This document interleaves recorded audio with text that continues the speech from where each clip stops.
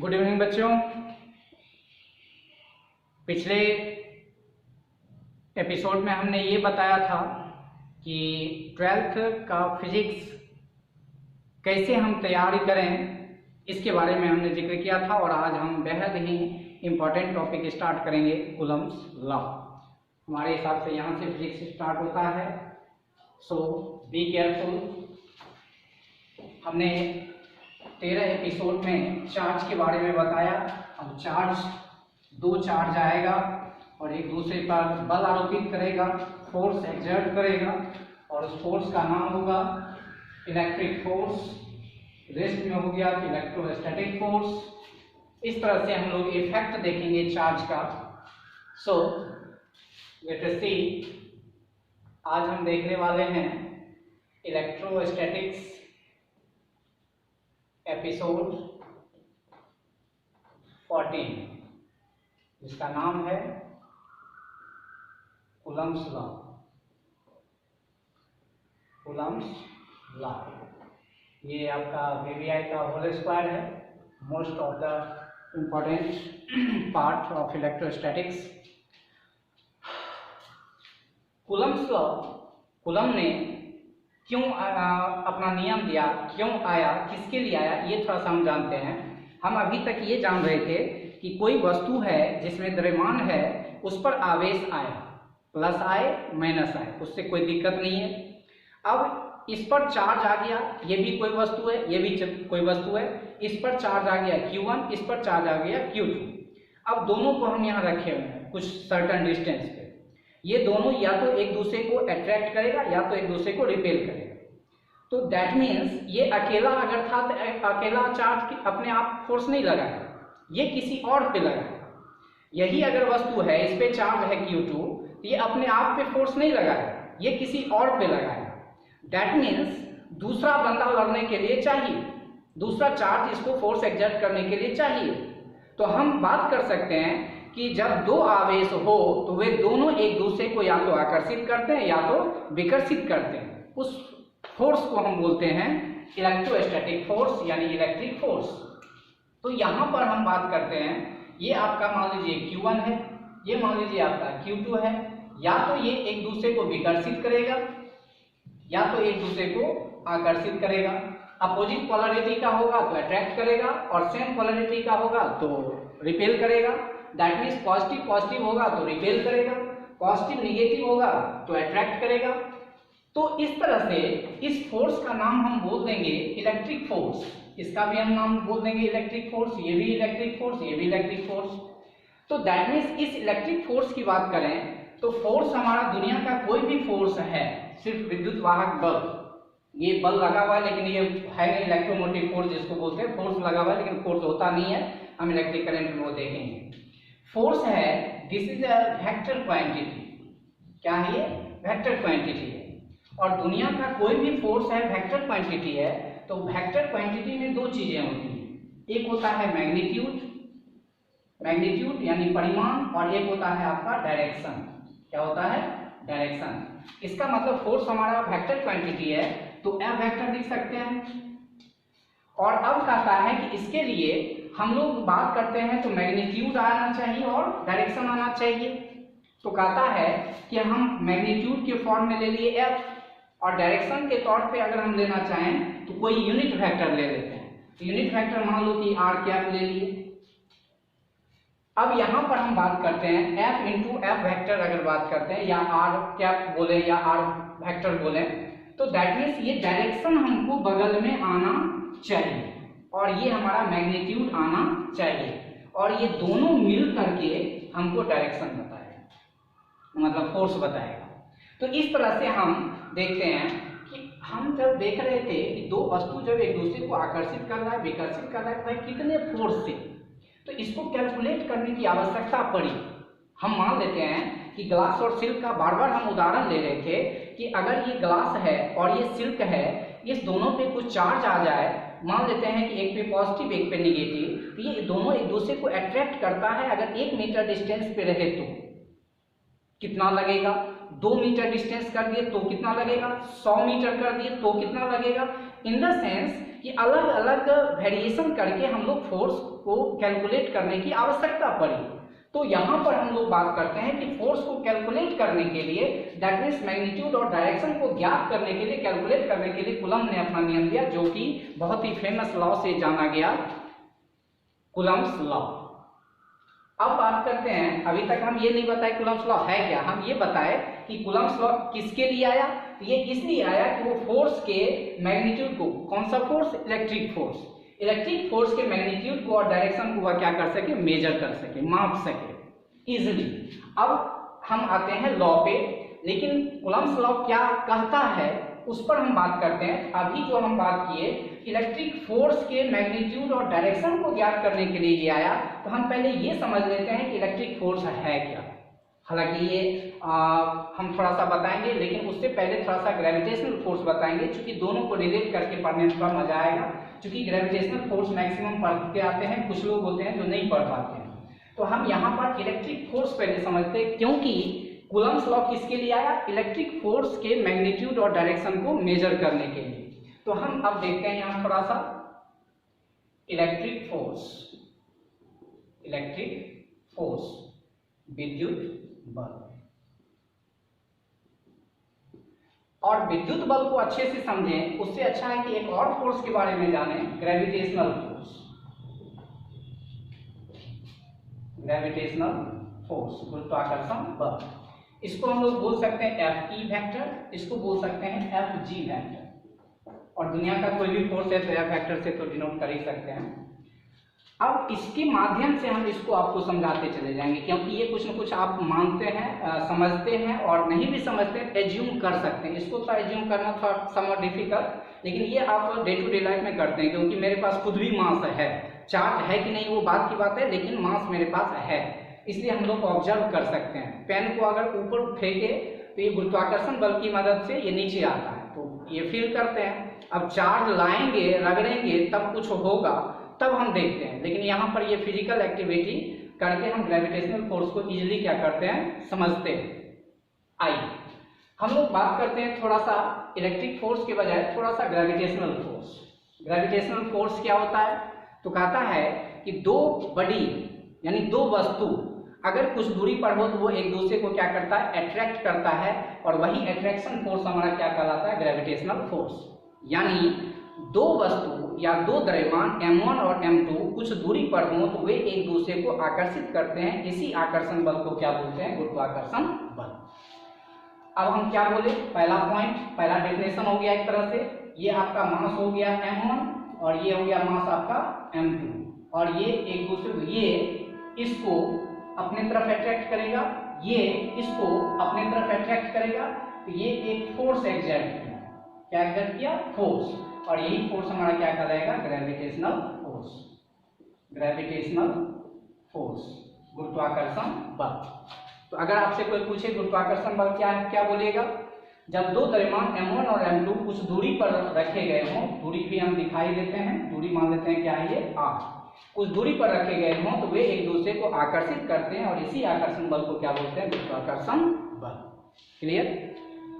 अब आते हैं यहाँ पे, इसका परिभाषा ढूंढ के निकालते हैं। कहता है एक चार्ज हम लेते हैं यहाँ पे Q1 और दूसरा चार्ज लेते हैं यहाँ पे Q2, और दोनों के बीच की दूरी हम कुछ ले लेते हैं r। कहता है ये दोनों एक दूसरे को या तो आकर्षित करेगा या तो विकर्षित करेगा। दैट मीन्स दो आवेश जब कुछ दूरी पर रखे गए हों तो वे एक दूसरे को आकर्षित करते हैं या विकर्षित करते हैं, अट्रैक्ट करते हैं या रिपेल करते हैं। इसी अट्रैक्टिव और रिपल्सिव फोर्स को ही हम लोग क्या बोलते हैं, इलेक्ट्रिक फोर्स। इसे हम Fe वेक्टर से डिनोट कर सकते हैं, उसे Fg वेक्टर से डिनोट कर सकते हैं। तो ये या तो आकर्षित करेगा और या तो विकर्षित करेगा। ये उसको विकर्षित किया, ये इसको विकर्षित करेगा, और ऐसा नहीं होगा कि दोनों मतलब आकर्षित भी करे विकर्षित भी करे। हम अलग अलग सिचुएशन को दिखा रहे हैं। ये अट्रैक्टिव फोर्स के लिए Fe और ये रिपल्सिव फोर्स के लिए Fe। तो इस तरह से अट्रैक्टिव और रिपल्सिव फोर्स को हम लोग क्या बोलेंगे, इलेक्ट्रिक फोर्स। इसको बोल दिए इलेक्ट्रिक फोर्स।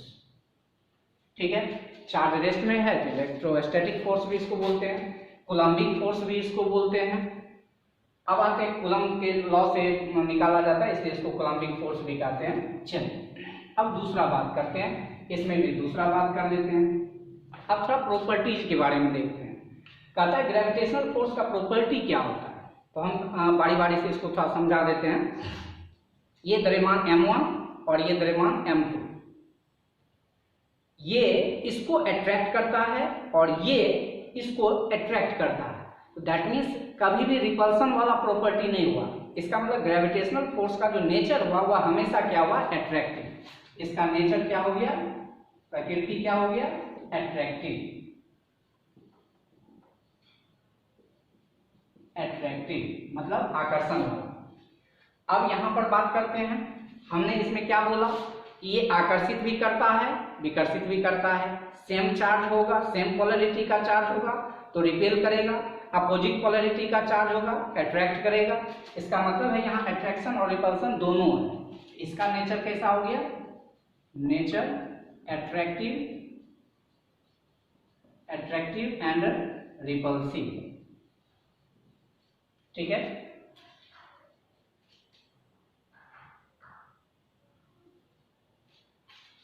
मतलब विद्युत बल की प्रकृति आकर्षण या विकर्षण दोनों हो सकती है, जबकि गुरुत्वाकर्षण बल की प्रकृति केवल आकर्षण की होती है। क्लियर। अब आते हैं तीसरा, इसमें कहता है अगर दो बॉडी ये है, ये मान लेते हैं m1 ये मान लेते हैं m2, तो कहता है कि हर वस्तु जो होता है, दुनिया का कोई भी बॉडी, दुनिया का कोई बॉडी सॉलिड लिक्विड गैस जो भी है, सबका एक सेंटर होता है, सेंटर ऑफ मास। तो सेंटर होता है तो ये फोर्स जो अट्रैक्ट करेगा वो सेंटर को अट्रैक्ट करेगा और कहीं नहीं लगेगा। तो ये किसके सेंटर को अट्रैक्ट करेगा और ये इसके सेंटर को अट्रैक्ट करेगा, इसलिए इसको बोला जाता है सेंट्रल फोर्स। क्या बोलते हैं, सेंट्रल फोर्स, केंद्रीय बल। मतलब गुरुत्वाकर्षण बल केंद्र से केंद्र कार्य करता है, इसलिए इसे सेंट्रल फोर्स यानी केंद्रीय बल कहते हैं। क्लियर। इसमें आते हैं, तीसरा हम बात करते हैं, अगर ये चार्ज बॉडी है Q1, ये भी चार्ज बॉडी है Q2, तो ये भी इसके चार्ज बॉडी को के केंद्र को अट्रैक्ट कर सकता है या रिपेल कर सकता है, और ये भी इसके केंद्र को अट्रैक्ट कर सकता है या रिपेल कर सकता है। तो दैट मीन्स ये भी सेंट्रल फोर्स का उदाहरण है, सेंट्रल फोर्स। इसका मतलब ये है गुरुत्वाकर्षण बल की तरह विद्युत बल भी आकर्षण बल का केंद्रीय बल का उदाहरण है, सेंट्रल फोर्स का उदाहरण है। ये सब हम दिखा चुके हैं क्लास में। चौथा बात करते हैं। चौथा में क्या होता है कि केंद्र से केंद्र लगने के कारण, ये केंद्र से केंद्र लगने के कारण किसी वस्तु को घुमा नहीं सकता है, अपने द्रव्यमान को व्यास के परिधि घुमा नहीं सकता, डायमीटर के अलोंग नहीं घुमा सकता है। मतलब ये कि अगर ये वस्तु है, सपोज है इसका व्यास ये है, ये वस्तु है इसका व्यास ये है, ये द्रव्यमान m1 है और ये द्रव्यमान m2 है, तो कहता है ठीक है भैया आपको खींचना है तो इसको खींच लीजिए, लेकिन यहाँ पर जब खींचेंगे तो हम उसके केंद्र को खींचेंगे और जब केंद्र पर फोर्स लगेगा तो उसका टॉर्क हो जाता है 0। और थोड़ा सा यहाँ ध्यान देना है, टॉर्क वेक्टर बराबर होता है r vector cross f vector. ये थोड़ा सा याद रखना है, ये 11th में पढ़ाया जाता है, पढ़ाए हुए हैं। और दूसरी बात कि इसका उपयोग आगे होगा तो थोड़ा ध्यान देना है। टॉर्क मतलब होता है, थोड़ा दो एस्पेक्ट से देखते हैं, एक लीनियर मोशन के बारे में सोचिए और एक घूर्णन मोशन, रोटेशनल मोशन। अगर रोटेट करना है तो टॉर्क चाहिए, और यदि लीनियर मोशन करना है तो फिर वहां पे चाहिए ट्रांसलेशन जिसको बोलते हैं, वहां चाहिए फोर्स। तो दो चीज मिल करके गति प्रदान करता है, एक ट्रांसलेशनल मोशन फोर्स, एक rotational motion torque. Force torque, force torque, बल बलागुण, बल बलागुण, बलागुण बल। मतलब फोर्स का हो गया बल, टॉर्क का हो गया बलागुण। यानी ट्रांसलेशनल मोशन करना है, जैसे हम लोग क्या करते हैं, एक फुटबॉल रखते हैं और उस पर शूट मारते हैं, तो शूट मारते हैं तो सीधा जाता है, तो सीधा गया तो दैट मीन्स ट्रांसलेशन हम कर सकते हैं। इसका मतलब ये है कि वहां पे हमने फोर्स एक्सर्ट किया। लेकिन पंखा आपका घूमता है तो पंखा का कॉइल घूम रहा, तो घूम रहा है तो वहाँ टॉर्क काम कर रहा होगा। आप साइकिल को चलाते हैं तो साइकिल का चक्का घूम रहा है, इसका मतलब वहाँ टॉर्क काम कर रहा होगा। इसका मतलब है जहाँ भी घूमने का बात होगा वहाँ टॉर्क काम करेगा, और जहाँ पे रेखीय जाने का बात होगा वहाँ पे फोर्स काम करेगा। तो यहाँ पे कहता है कि अगर व्यास के परितः घूमना है तो फिर सेंटर पे नहीं लगना चाहिए, और सेंटर पर अगर लगता है तो r का मान हो जाता है 0, और 0 इंटू एनीथिंग क्या हो जाएगा 0। तो चूंकि सेंट्रल फोर्स है ये, तो r का मान 0, तो टॉर्क का मान क्या हो जाएगा 0। टॉर्क का मान 0 होगा तो घूमने का प्रवृत्ति इसका व्यास के परितः नहीं होगा। ठीक उसी प्रकार से यहाँ भी हम बात करते हैं फोर्स चार्ज के लिए। ये आपका Q1 है, ये आपका Q2 है, ये इसका सेंटर हो गया, ये इसका सेंटर हो गया। अगर रिपेल भी करना है तो ये सेंटर को रिपेल कर देगा, और सेंटर को रिपेल करेगा, दैट मीन्स कि r का मान क्या हो जाएगा, r वेक्टर का मान 0, इसलिए टॉर्क वेक्टर का मान क्या हो जाएगा 0, क्योंकि टॉर्क का मान टॉर्क वेक्टर बराबर होता है r vector cross a vector. इसका मतलब r का मान जब 0 हो जाएगा तो टॉर्क का मान क्या हो जाएगा 0। अब कहोगे सर ये r 0 क्या कैसे कर देते हैं, नहीं समझ में आया। इसको ऐसे सोचिए कि आप किवाड़ी का यूज करते हैं, किवाड़ी का हैंडल जो होता है वो आप घुमाते हैं, बल आगुण जो होता है बल गुने बाहु, बल गुने बाहु। बल मतलब जो फोर्स लगाए, बाहु मतलब हुआ जहां फोर्स लगाए वहां से एक्सिस ऑफ रोटेशन का डिस्टेंस, उसको डिस्टेंस नहीं बोला जाए, डिस्प्लेसमेंट बोला जाए। मतलब क्या कि जहां पे हमने फोर्स लगाया वो हो गया फोर्स, और वहां से जहां हिंच होता है, कब्जा होता है, वहां से वहां तक का दूरी। तो जब हम फोर्स अगर सेंटर पर ही लगाएंगे तो r का वैल्यू क्या हो जाएगा 0, और जब r का वैल्यू 0 होगा तो टॉर्क का वैल्यू क्या हो जाएगा 0। वही बात यहाँ भी हो रहा है, सेंटर से सेंटर जब इलेक्ट्रिक फोर्स काम करेगा, क्योंकि सेंट्रल फोर्स है, इसका मतलब टॉर्क का वैल्यू क्या हो जाएगा 0।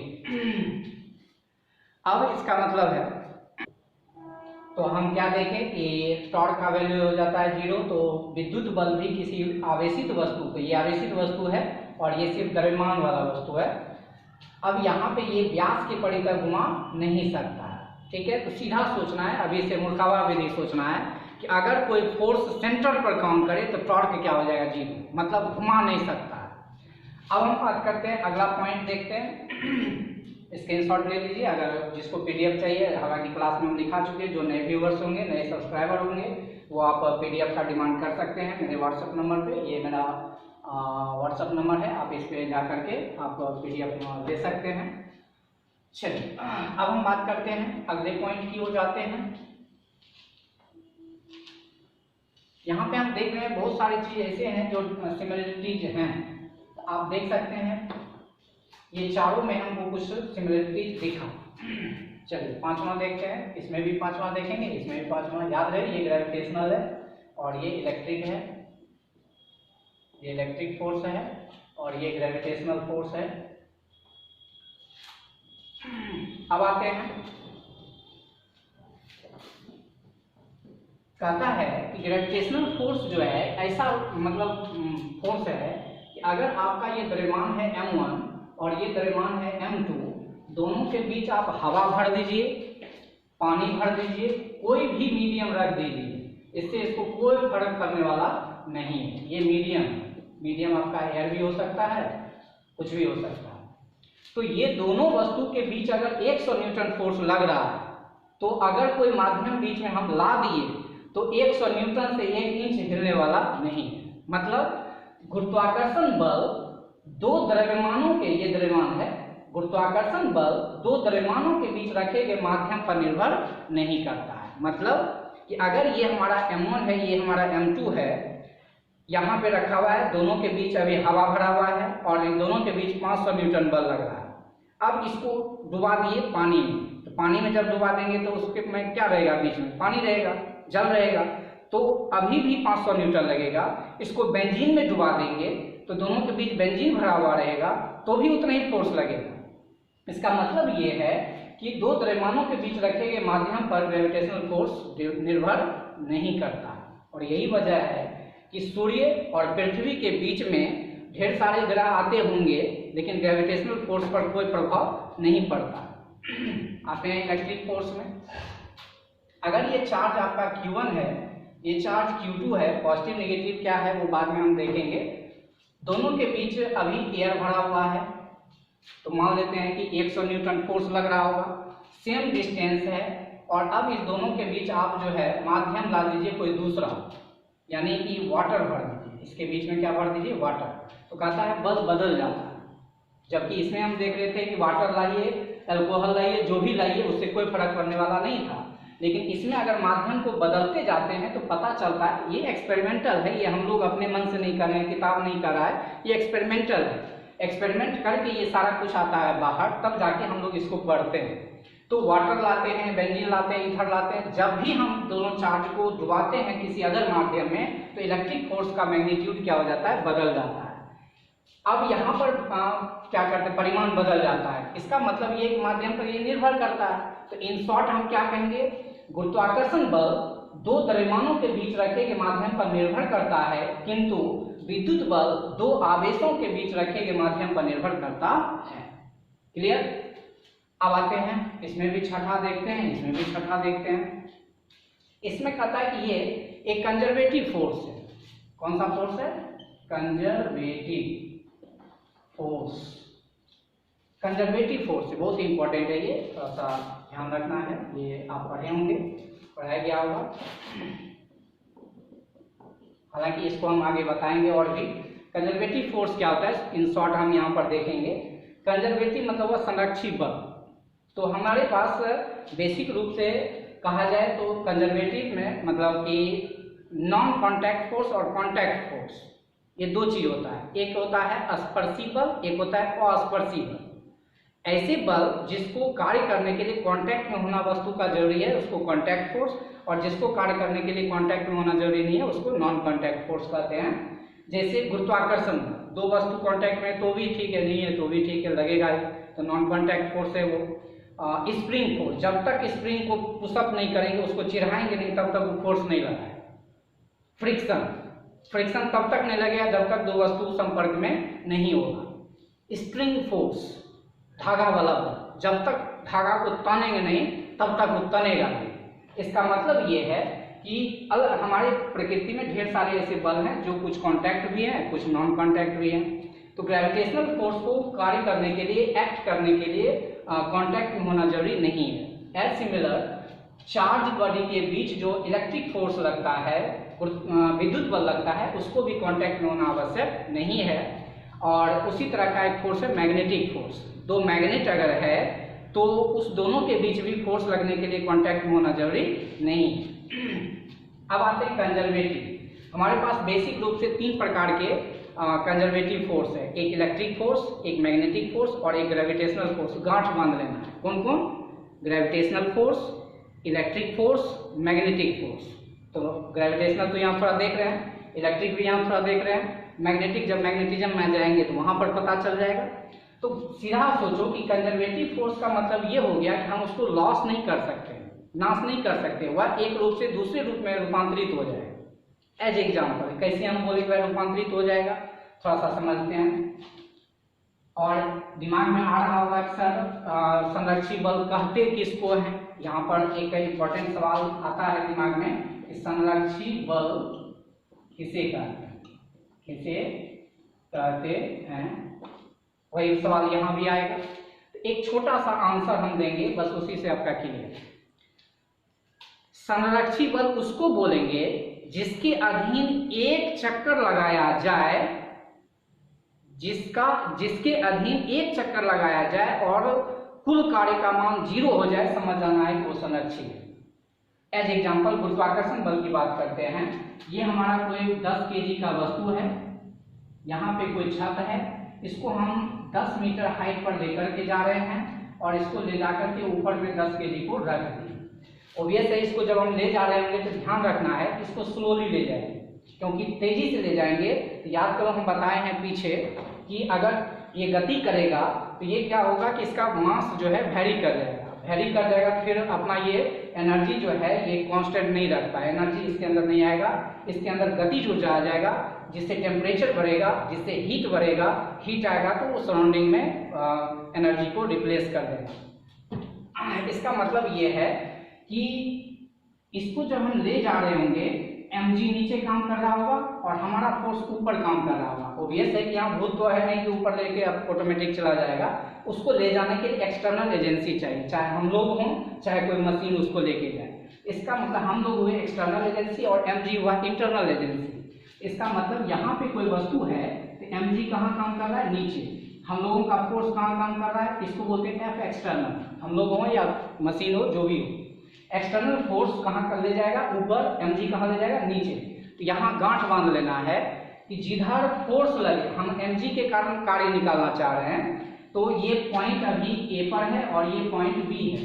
अभी हम A से उसको कहाँ ले गए, B पर, तो कितना कार्य होगा, तो हम यहाँ पर लिखेंगे WAB। और याद रखना कि जब ऊंचाई वाला बात हो जाए तो वहाँ कार्य बराबर होता है mgh। क्या हो जाता है, mgh। तो mgh लिखेंगे तो प्लस होगा कि माइनस होगा ये भी क्लियर करना है, क्योंकि कार्य हमारा पॉजिटिव भी हो सकता है, निगेटिव भी हो सकता है। पॉजिटिव कब होता है, निगेटिव कब होता है, आप 11th में पढ़ चुके हैं, हम बता भी चुके हैं। देखिए क्या होता है, mg नीचे, इसको धीरे धीरे धीरे धीरे धीरे धीरे ऊपर ले जा रहे हैं, मतलब इस फोर्स से ये फोर्स थोड़ा सा अधिक है इसलिए वह धीरे धीरे जा रहा है। तो हमारा mg नीचे, जब यह ऊपर जा रहा है तो डिस्प्लेसमेंट ऊपर, तो डिस्प्लेसमेंट ऊपर mg नीचे, दोनों बेचारा 180 डिग्री पर, और जैसे ही 180 डिग्री पर हो जाएगा कि कार्य हो जाएगा निगेटिव। दोनों सेम डायरेक्शन में हो जाए, क्योंकि कार्य का फॉर्मूला होता है W बराबर F इंटू D, मतलब बल गुने विस्थापन। तो बल और विस्थापन अगर, चूंकि यहाँ डॉट प्रोडक्ट हम लोग लेते हैं F vector dot D vector, अगर दोनों सेम डायरेक्शन में होगा तो वर्क डन होगा पॉजिटिव, अगर दोनों अपोजिट डायरेक्शन में होगा तो वर्क डन होगा निगेटिव। तो mg मेरा कहाँ काम कर रहा है, नीचे, डिस्प्लेसमेंट कहाँ, ऊपर, तो m माइनस हो गया। अब कितना हो जाएगा, माइनस m का मान कितना 10, g का मान लगभग 10, h का मान कितना 10, दैट मीन्स हो गया माइनस 1000 जूल। कार्य का ऐसा मात्रा 1000 जूल हो गया। अब याद रखना फिजिक्स में एक चक्कर का मतलब होता है कोई बॉडी जहां से चला वापस नहीं आ गया। पाथ कौन सा अपनाया उससे मतलब नहीं है, मतलब ऐसे यहाँ से चला, ऐसे ऐसे करते करते करते करते यहाँ आया, एक यहाँ से चला वहां गया फिर यहाँ आया, तो किस रास्ते से गया उससे बहस नहीं है, जहां से गया वापस नहीं आ गया तो उसको एक चक्कर बोलते हैं। ये यहाँ से यहाँ गया, अब यहाँ से यहाँ जब आएगा तो इसको बोलेंगे WBA, मतलब अब B से कहाँ ला रहे हैं, A पर। तो याद कीजिए जब इसको ले भी जाएंगे तो धीरे धीरे ले जाएंगे, अब जब धीरे धीरे ले जाएंगे तो mg कहाँ लगेगा, नीचे, हमारा फोर्स लगना अभी भी ऊपर लगेगा। अब mg थोड़ा सा ज्यादा होगा, हमारा बल थोड़ा सा कम होगा इससे। अब mg उसको नीचे खींच रहा है और वह जा भी रहा है नीचे, तो विस्थापन भी नीचे, mg भी नीचे, इसका मतलब वर्क डन हो जाएगा पॉजिटिव। तो अब हो जाएगा प्लस mgh, अब प्लस 10 गुने 10 गुने 10, क्यों होगा भाई, अभी भी m 10 kg, g 10 और h भी 10, तो दैट मीन्स हो गया प्लस 1000 जूल। तो W नेट क्या हो गया, W नेट बराबर हो गया, दोनों को जोड़ देंगे, तो जोड़ देंगे क्या हो जाएगा 0। हमने अभी तुरंत क्या कहा था कि अगर किसी बल के अधीन एक चक्कर कार्य किया जाए और कुल कार्य का मान 0 हो जाए तो वह बल हमारा क्या कहलाता है, संरक्षित। दैट मीन्स ग्रेविटेशनल फोर्स हमारा क्या हो गया, कंजर्वेटिव। सिमिलरली इलेक्ट्रिक फोर्स भी हमारा क्या होता है, कंजर्वेटिव फोर्स होता है। ठीक है, अब आते हैं 7 में। तो इस तरह से हम क्या देखें कि हमारा गुरुत्वाकर्षण बल एक कंजर्वेटिव फोर्स है। इसको हम थोड़ा सा आप स्क्रीनशॉट लीजिए फटाक से और देखते हैं, इसको थोड़ा मिटा देंगे ताकि स्पेस बन जाए हमारे पास।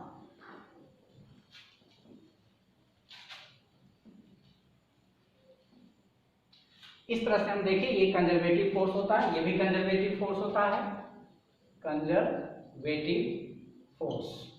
बहुत सारी सिमिलरिटीज भी हैं। 7वां बात करते हैं, ये एक लॉन्ग रेंज फोर्स है, लॉन्ग रेंज फोर्स है। लॉन्ग रेंज फोर्स का मतलब होता है लंबी दूरी तक मार करना। सूर्य कहाँ है, लाखों करोड़ों किलोमीटर दूर, पृथ्वी यहाँ तब भी लग रहा है। चंद्रमा लाखों किलोमीटर दूर है, हम यहाँ हैं, फिर भी दोनों के बीच लग रहा है। हम पृथ्वी पर दो वस्तु हैं, नजदीक नजदीक है, वहां भी लग रहा है। इवन परमाणु के अंदर न्यूक्लियस और जो इलेक्ट्रॉन रिवॉल्व करता है उसके बीच भी ग्रेविटेशनल फोर्स लगता है। फर्क ये है कि दूरी कम हो तो ज्यादा फोर्स होगा, दूरी ज्यादा हो तो ज्यादा कम फोर्स लगेगा। इसका मतलब है कि ये एक लॉन्ग रेंज फोर्स है, और इसके बारे में भी कहा जाता है कि ये भी एक लॉन्ग रेंज फोर्स है। मतलब एक चार्ज को आप क्या कीजिए, अपने घर पे रखिए और एक चार्ज अपने कॉलेज के बिल्डिंग पर रखिए, तब भी ये कार्य करेगा। इसका मतलब है कि दोनों जो है लॉन्ग रेंज फोर्स है। अगला बात करेंगे, कहता है कि ये जो है प्रकृति में सबसे कमजोर बल है, सबसे वीकेस्ट फोर्स है, और ये न्यूक्लियर फोर्स के बाद सबसे ताकतवर फोर्स है। मतलब ये कि हमारा ये जो Fg है, ग्रेविटेशनल फोर्स है, ये सबसे कमजोर बल है। हम 5 फोर्स के बारे में आपको बता रहे हैं, हालांकि 4 बेसिक फोर्सेस होते हैं नेचर को चलाने के लिए, इस यूनिवर्स को चलाने के लिए। एक ग्रेविटेशनल फोर्स, एक इलेक्ट्रोमैग्नेटिक फोर्स, एक न्यूक्लियर फोर्स और एक वीक फोर्स। क्या क्या हमने कहा? Nuclear force, electromagnetic force, weak force, gravitational force. Electromagnetic force 2 को से बना है, इलेक्ट्रिक फोर्स और मैग्नेटिक फोर्स।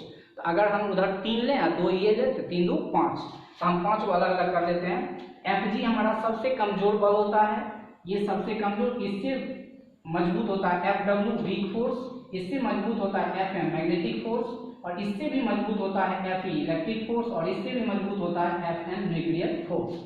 यहाँ से अंदाजा लग गया है कि गुरुत्वाकर्षण बल प्रकृति में सबसे कमजोर बल होता है, जबकि ये जो फोर्स होता है ये आपका सिर्फ और सिर्फ न्यूक्लियर फोर्स से क्या होता है, छोटा, बाकी सबसे क्या होता है, बड़ा, यानी स्ट्रॉन्गेस्ट होता है। और ग्रेविटेशनल फोर्स के रिस्पेक्ट में इलेक्ट्रिक फोर्स जो होता है लगभग 10 पे पावर 39-40 गुना बड़ा होता है। वो हम देखेंगे आगे, न्यूमेरिकल से ये क्लियर हो जाएगा। तो ये चीज ध्यान में रखना, ये ऑर्डर याद रखना है। तो सबसे मजबूत बल कौन हुआ? Nuclear force. सबसे कमजोर कौन हुआ? Gravitational force. और यहाँ पे इस यूनिवर्स को चलाने के लिए ग्रेविटेशनल फोर्स बहुत जरूरी है। अगर ग्रेविटेशनल फोर्स नहीं हो तो शायद ये सृष्टि का मतलब कल्पना करना मुश्किल था।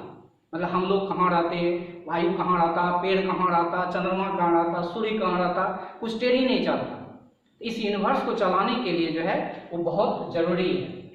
वो एक गाना नहीं है, ये चाहत ना होती तो कुछ भी ना होता, मैं भी ना होता तो भी ना होती। मतलब ये अट्रैक्शन फोर्स जो है, ये ग्रेविटेशनल फोर्स जो है बहुत जरूरी है इस यूनिवर्स को चलाने के लिए। अब आते हैं आगे, अगर बात करें नाम में बात करें, ग्रेविटेशनल फोर्स इनवर्स लॉ का पालन करता है, दैट मीन्स F समानुपाती 1/r², और ये भी इनवर्स लॉ का पालन करता है, डिस्टेंस क्या है 1/r²। मतलब ये कि दूरी अगर 2 गुना बढ़ाया जाए तो फोर्स हमारा 4 गुना घट जाएगा, क्योंकि 2 का स्क्वायर 4 और यहाँ भी 2 का स्क्वायर 4। इस तरह से ढेर सारे फोर्सेस के गुण हम देखे।